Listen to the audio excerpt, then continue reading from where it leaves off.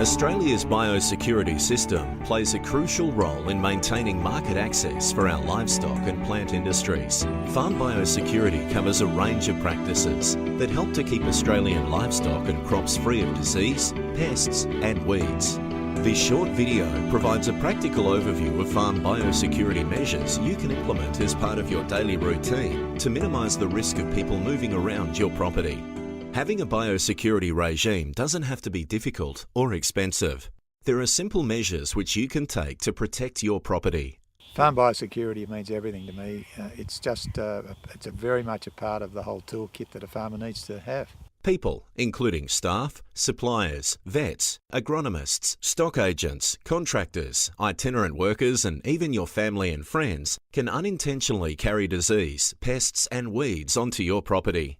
It is important to restrict access to your property so you know when and where someone is on your land. It's a good idea to have only one entry point so that all movements on and off the property can be recorded. We manage visitors to the property in a very simple way. It's by appointment only. It is a business after all. You wouldn't rock up at your doctor's without making an appointment. So it should be the same on a farm as well. You should never assume that visitors know what you do. Instead, provide simple and clearly displayed signs that state your required biosecurity measures. Appropriate signage informs visitors that you take biosecurity seriously. Signs are also handy for showing people where they can and cannot go.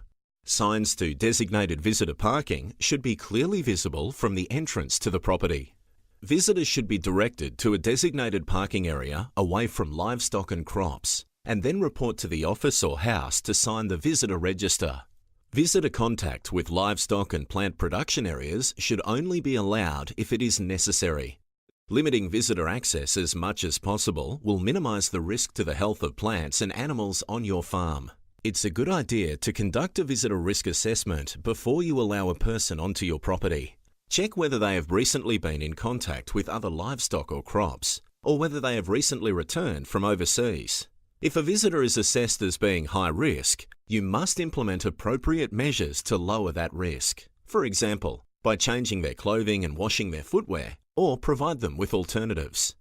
People mightn't realise that they can present a real threat to my operation, so I'd like to know where they've been and why they're coming and deal with them accordingly. Make sure you keep a record of every visitor on your property, including details of their risk assessment.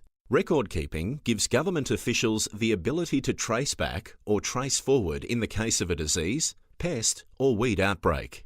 Bacteria, pests and weed seeds are often invisible to the human eye. They can be transferred on skin, clothing and footwear. This is why general hygiene is extremely important on a property. You can lower the risks significantly by washing your hands, cleaning your boots, and ensuring your clothing is clean before and after coming into contact with plants or livestock in production areas. Avoid taking dirty work clothes or footwear off your property, particularly if you are visiting other properties. This has the potential to spread disease, pests, or weeds. Be sure to follow the farm biosecurity requirements of any property when you visit, and always try to minimise contact with other producers' livestock and produce. Ensure the staff on your property also understand your farm biosecurity requirements. Well, there are different types of visitors, so we have to manage visitors according to the risks that they bring. The most important will be contractors, because they are coming directly from other vineyards, other properties like ours in the district. Just general customers that come to the property can go for a walk through the vineyard. We call it our gumboot tour, because either they have to have their shoes cleaned, because we have to remember that they might be coming from another wine region, they're interested in wine, other wine regions have pests that we're trying to keep out. So we either spray off their shoes or we get them to change into our gumboots, which are okay.